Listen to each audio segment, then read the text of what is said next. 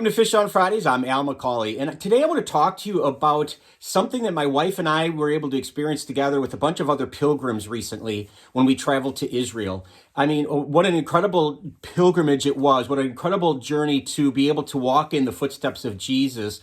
And one of the most poignant moments for us was when we walked the Via Dolorosa in Jerusalem, the way of sorrow. What we celebrate every Lent when we remember the 14 stations of the cross, we got to actually walk through those streets, those winding, narrow streets of Jerusalem that tradition tells us and the scriptures tell us that Jesus carried his cross to the place of crucifixion. And we got to stop at each station and recount through prayer and remember what Jesus sacrificed for us. Now, there was something that I had never heard of before that I didn't realize until I was actually on the Via Dolorosa, and it's something that happens right at the fifth station. Now, just by way of reminding ourselves, the fifth station is Simon of Cyrene helps to carry the cross of Jesus.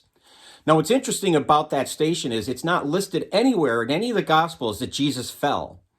However, Matthew, Mark, and Luke all agree that Simon of Cyrene was pressed into service to help Jesus carry the cross. So it seems reasonable that he must have needed help, so that he probably could have fallen.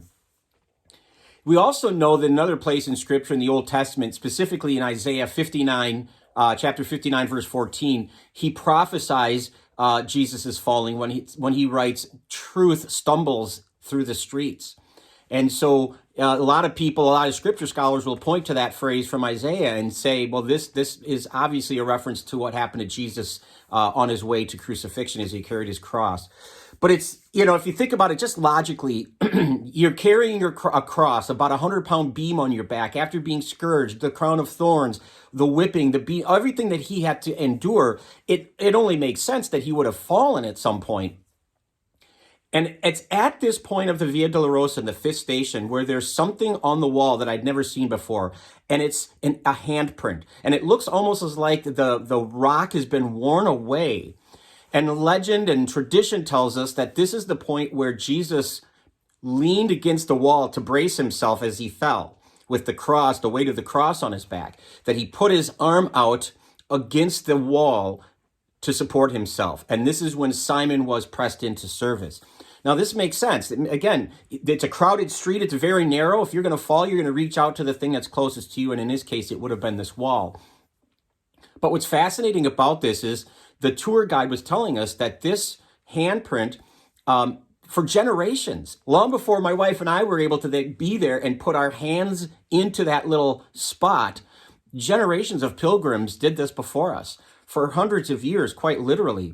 And I can't help but think that, rock is so durable, it's so strong. And yet here, in my weakness, in every pilgrim's weakness, we touch that spot to connect with the weakness that Jesus had, the humility of Jesus. And it's ironic that that weakness that we showed by touching it has eroded it, so to speak. It's worn it out.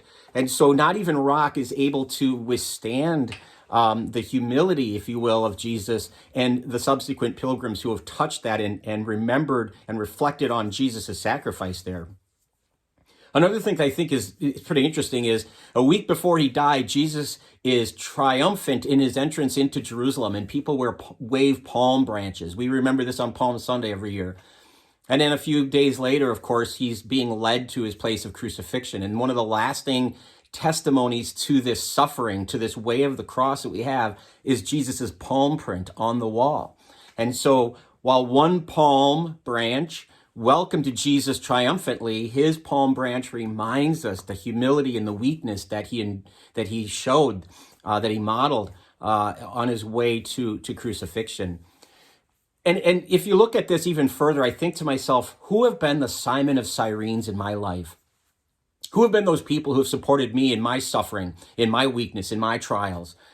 There are many, too many to count. But it's important, especially maybe during Lent, to think about those people, to pray in thanksgiving for them in your life.